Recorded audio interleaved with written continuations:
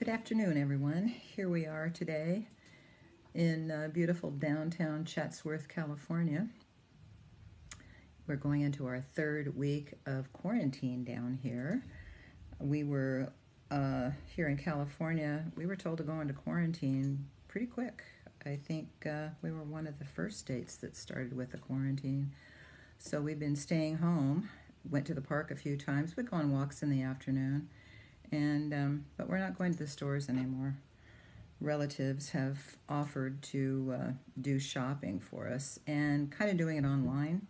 So none of us are really going out. We're all staying in. But I thought today what I would talk about is my maintenance program. And as a little recap, it was in January of 2019 that I was diagnosed with pancreatic cancer. And right away, I had decided I was not going to do chemo and I was not going to have any surgery done. I figured I needed all of my parts and I needed a fully working immune system in order to have the best chance of surviving this, which is it's a very deadly cancer.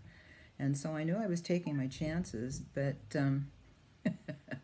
I didn't think the alternative was any better, truthfully, and it sounded a lot worse in practice. So I did the Rick Simpson oil. Finding the Rick Simpson oil was a bit of a challenge at first, but we ended up finding it at an alternative therapy in downtown Sacramento. And those people have been they've been so good about this whole thing because it hasn't always, the quantities that are made by the labs, they seem to sell out as soon as they get in. So you have to call ahead and see if they have any, and if they have any, they reserve it for you. And they were very kind last time because I had finished up the protocol and I had to go on the maintenance program. And so I needed to get about 8 grams, and they held it for me for a few days beyond because they knew that I was out of town. So they have been so kind and so cooperative about this whole thing too. Plus I get the discount.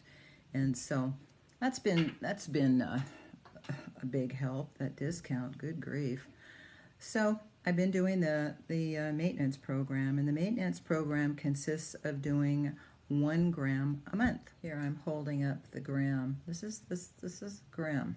This is what I have left for this month. And so I've been doing it more often. You know, when I finished the whole protocol, when I got my 60 grams down in the 90 days, I quit like the next day. I did that gram, and it was almost like my body could not have taken any more. I was done. And so I think I waited about a week or so before I started on the maintenance program. And the maintenance program is 1 gram a month, not a day. It's 1 gram a month, and it's supposedly for 5 years.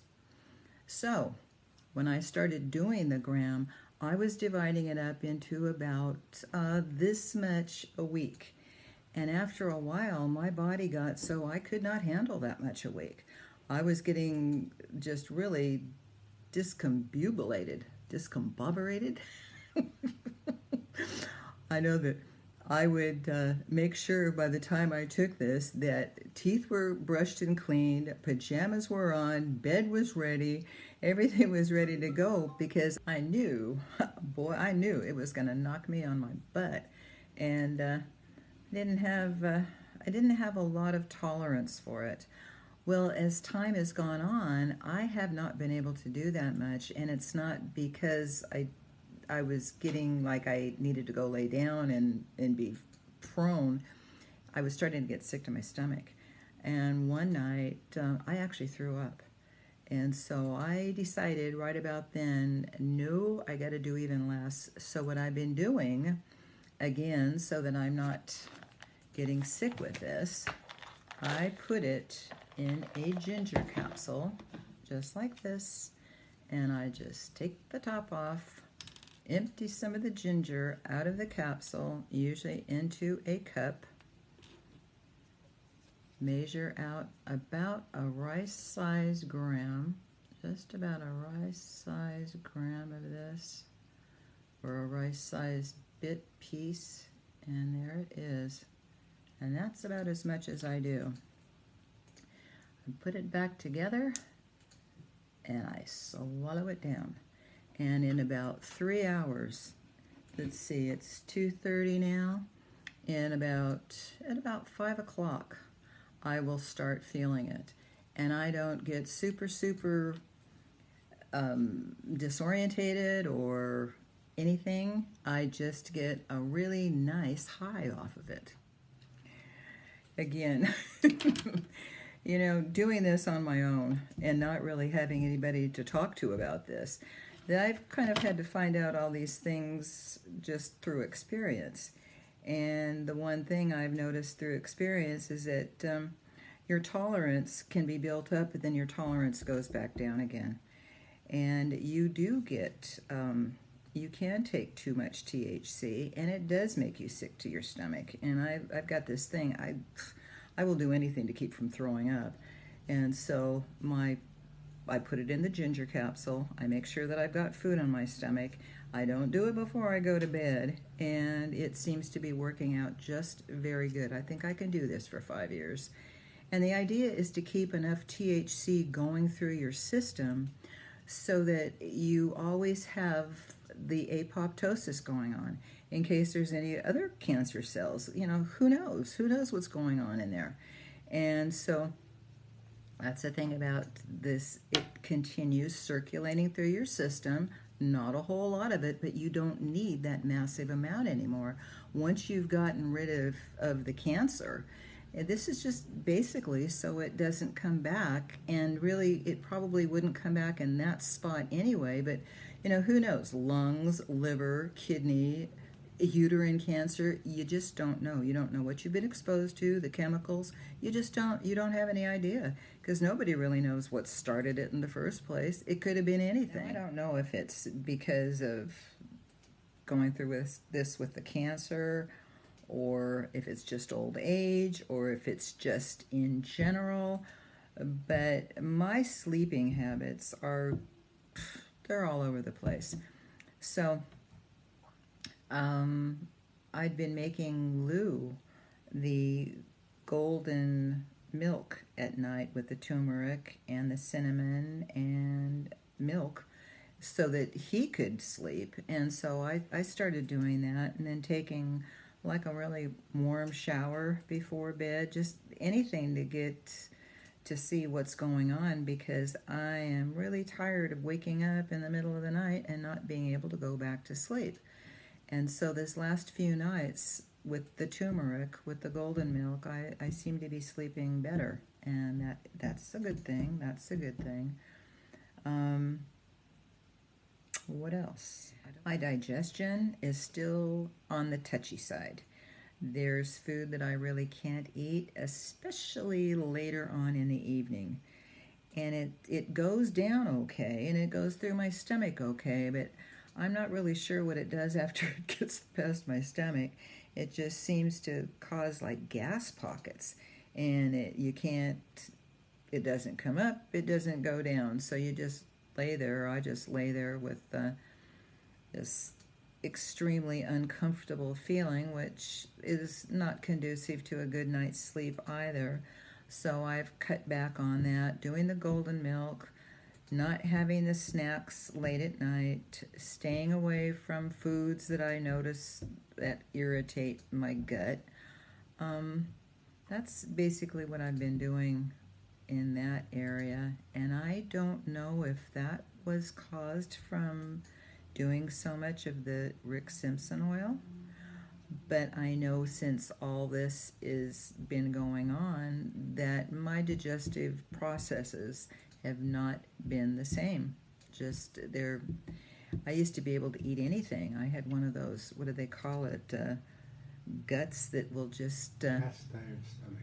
A cast iron stomach. Thank you, Lou. That's what I had, was the cast iron stomach. I could eat anything, but then again, here I'm 77 years old. So here again, is it age, or was it the treatment that I went through? Don't know. What I do know is that I'm still not having any of the symptoms that I had before being diagnosed with pancreatic cancer. I do not have the little bouts of nausea. I'm not coming up with allergies to weird things. And another thing that I remembered, I have not woke up in a long time with that feeling of dread. I think for about a year before I was diagnosed with the cancer, I would wake up every morning with this feeling of impending disaster. It was, it, and then of course, as soon as I got up and started moving around, it kind of went away. But that would be like my first thought in the morning was like, oh God. And not knowing where it came from, absolutely not knowing. And I think it was my body telling me there is something wrong, something wrong, something wrong. But since diagnosed and since doing the Rick Simpson treatment protocol, I have not had that either. So I really do not think I have cancer anymore. I don't think that. But what I have is just kind of the vestiges of the whole treatment and what my body went through in this last year, which has been, it's been quite a kind of a rough ride in a lot of ways, but I still have an intact immune system and I have all my organs, which is very important. I've done a fairly good job of sticking to the pancreatic cancer diet. I have to say I have had some sweets, I've had some chocolate, I have had potato chips and Fritos, but not every day and not very much. A bite here and a bite there is satisfying, and it seems to be okay. Doesn't seem to bother me, bother my stomach or my digestion. Still doing my Austin Gow exercises in the morning, still doing the meditations, the guided meditations, lots of guided meditations, and Steve Noble has put out a lot of good ones during this time of pandemic and keeping us on the right track of not falling into fear on all of this and just realizing that things are changing. The world is going through an ascension. Things are not the same, and they won't be the same ever again. However, like I say, our lives haven't changed a whole lot during this time of quarantine. I think the most is not being able to go to the games, baseball games. I know Lou was really looking forward to doing that. We've been doing walking, and he likes walking with me, and it's nice having a walking companion. If I don't have a dog to walk or I can't have a dog to walk, then walking with Lou is like the next best thing.